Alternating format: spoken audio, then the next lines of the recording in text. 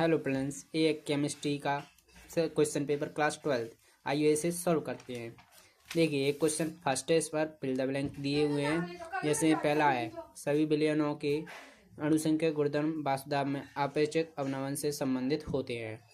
हम उसमें संयंत्रों की तुलना की दक्षता 40% होती है। ईंधन सेल में लगभग 70% दक्षता के साथ विद्युत उत्पादित करते हैं। जेड एंड जिंक, कैडमियम और मरकरी के सामान्यतः संक्रमण तत्वों में शामिल नहीं किया जाता क्योंकि इनमें विकचकपूर्ण होता है।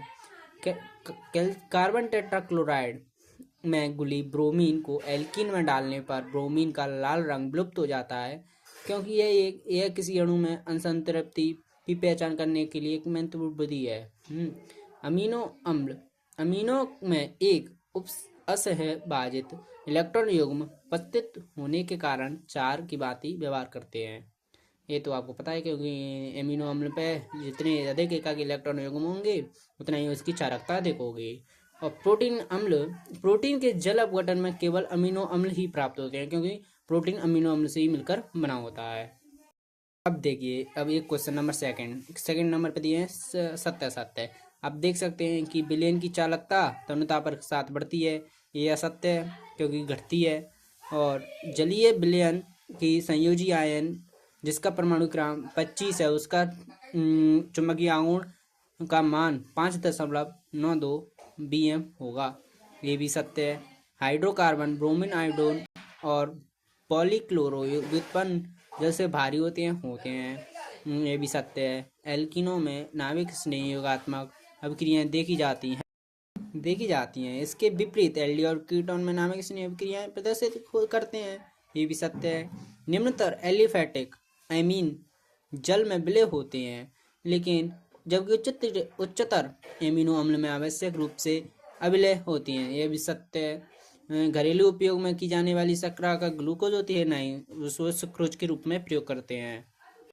3 की ओर आगे बढ़ते हैं। एक क्वेश्चन नंबर 3 पर सही जोड़ दिए हैं, जिसमें पहले का ग्लाइकोजन वो जंतु स्टार्च होता है। सोडियम बेंजोएट इसका खाद्य परिरक्षक के रूप में प्रयोग किया जाता है। ये 2,4,6 ट्राई नाइट्रोफिनॉल, जैसे सब जानते हैं, ये पिक्रिक अम्ल होता है। ये K4FeCN6 प्रति आयन भी बोलते हैं, या द्वितीयक संयोजकता की 6 भी होती है। और बेग K पे घात 3 के कंसंट्रेशन A पे घात 3/2 और कंसंट्रेशन B पे घात -1। अब इसमें कोटि ज्ञात करनी है, उसके लिए हम इसकी घातों को जोड़ देते हैं जिससे इसकी आधी घात हो जाएगी, इसलिए ये अर्ध कोटि की अभिक्रिया है। चलिए अब अगला क्वेश्चन, ये एक शब्द एक वाक्य में उत्तर देने हैं। विटामिन बी का रासायनिक नाम सब ध्यान दे, वो तो राइबोफ्लोविन होता है। अब इसमें बहुतों की गलती हो सकती है। आयरन 3 हेक्सासाइनिडोफेरेट का रासायनिक सूत्र इसका होता है Fe4 वो ब्रैकेट FeCN6 ये होता है। द्वितीय कोटि की अभिक्रिया दर स्थिरांक की इकाई हो लिखिए, ये mole inverse litre second inverse उसकी होती है। ये भी बहुत लोगों की गलती हो सकती है। शून्य प्रतिरोधकता के अनंत चालकता वाले पदार्थ कहलाते हैं अतिचालक। विद्युत अपघट्ट K2SO4 के पूर्ण वियोजन में I का मान संख्यात्मक रूप से होता है। मान लिखिए, इसका 3 है। I/1 गुणांक है। आप देख सकते हो क्वेश्चन में 5 पर आपको दिए हैं सही विकल्प, जिसमें पहले का आप पढ़ सकते हैं। विलयन का वह दाब जो विलायक के प्रवाह को रोकता है वह कहलाता है परासरण दाब। यहाँ 1 मोल Al3 पॉजिटिव को Al में उपचयन करने के लिए कितने आवेश आप देख सकते हैं 3 इलेक्ट्रॉन चाहिए, इसलिए 3 फेरड आपको चाहिए होंगे।